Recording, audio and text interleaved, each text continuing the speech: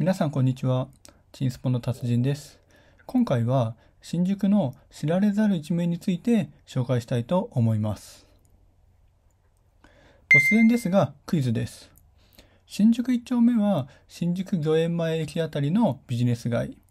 2丁目は LGBTQ の方たちの飲み屋街。3丁目は伊勢丹などのショッピング街です。では4丁目はどんな街でしょう？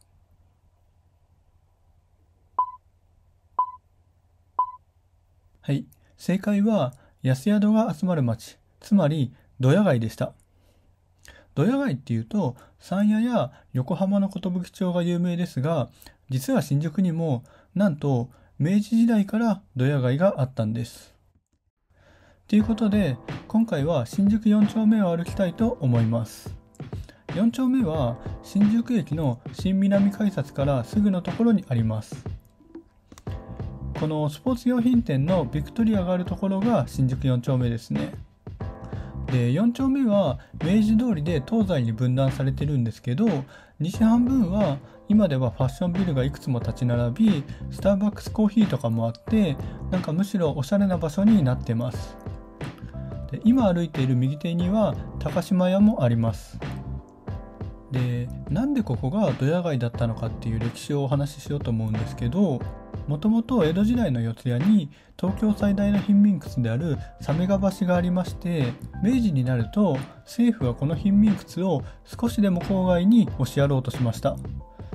そこで1887年に宿屋営業取締規則を制定し、この辺りを吉宿営業許可地域に指定しました。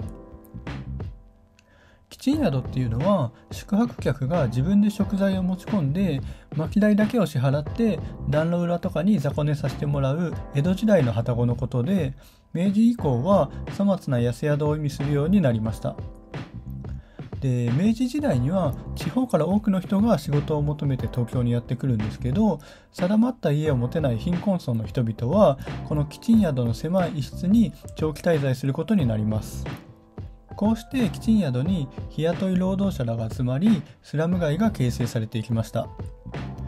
なんか現代と通ずるところがありますよね。で、正面にサンマルクカフェが見えると思うんですけど、ここには昭和から平成にかけて東横生コンという生コン工場がありました。1980年から90年代にできた新宿副都心のビルのほとんどに出荷していたそうです。歌舞伎町にも東横がありますけど、元祖東横はこっちだったんですね。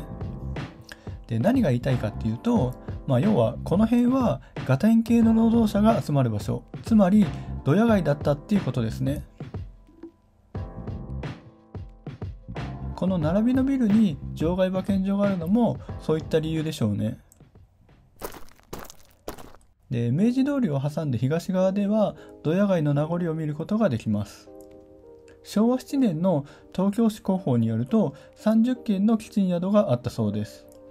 で、さすがに数は減ってますけど、今でも結構安宿が立ち並んでいます。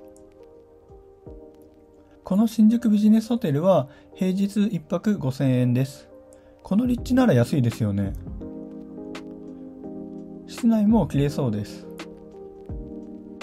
この辺は1947年に新宿4丁目と改称される前は旭町と言ったんですけど、昭和初期に活躍した作家の林芙美子はこの旭町の吉宿に宿泊していたそうで、代表作「放浪記」の中で3畳の部屋に豆ランプのついたまるで明治時代だってありはしないような部屋と描写しています。あともう一つ興味深い話として、戦後この辺りには民間商業血液銀行がありました。そこに行けば血を買ってもらえるっていうことで、そういった理由からも低所得の人たちが集まってきたようです。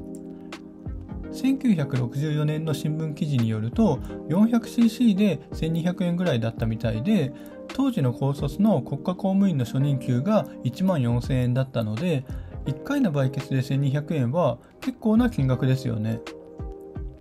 そのため本来1ヶ月以内に2回は採血できないんですけど、手っ取り早くお金を稼ぐために無視する人が多かったようです。で、そうすると赤血球の製造が追いつかなくなり、血液が赤みを失って黄色っぽくなります。この黄色い血は1960年代に多く出回ってたんですけど、輸血を受けた人が血性肝炎になるなど社会問題を引き起こします。その後、輸血用の血液は献血制度で賄う方針となり、1968年に売血による輸血用血液の製造は終了しました。いやー、今では考えられないんですけど、そんな歴史があったんだなっていう感じですよね。で、歩いてると奥の方に NTT ドコモのビルが見えました。なんか超高層ビルと昭和感あふれる安宿街っていうコントラストが半端ないですね。で、この中田屋は4丁目のホテル街の中でひときわ目を引く建物です。めちゃくちゃ味がありますよね。しかも2階部分を見ていただきたいんですけど、上下に分割されてますよね。めっちゃ天井が低い部屋ってことですかね。気になります。2023年3月から新しい共同住宅の建築に着工するそうです。これがなくなるのはすっごい残念ですけど、その前に動画に残せてよかったです。どんどん取り壊されてきますからね。このビジネスホテル末広は窓ガラスが斜めで何気にすごい凝った作りをしています。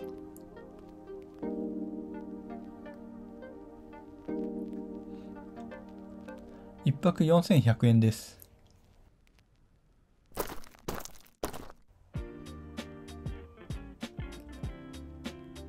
こちらは明治通り沿いにある天龍寺です。江戸時代、この鐘は内藤新宿で夜通し遊ぶ人を追い出す合図として追い出しの鐘と呼ばれていました。内藤新宿の旗小屋には飯盛り女がいて、岡町として栄えてましたからね。ということで、明治時代に端を発する新宿のドヤ街の歴史を見てきました。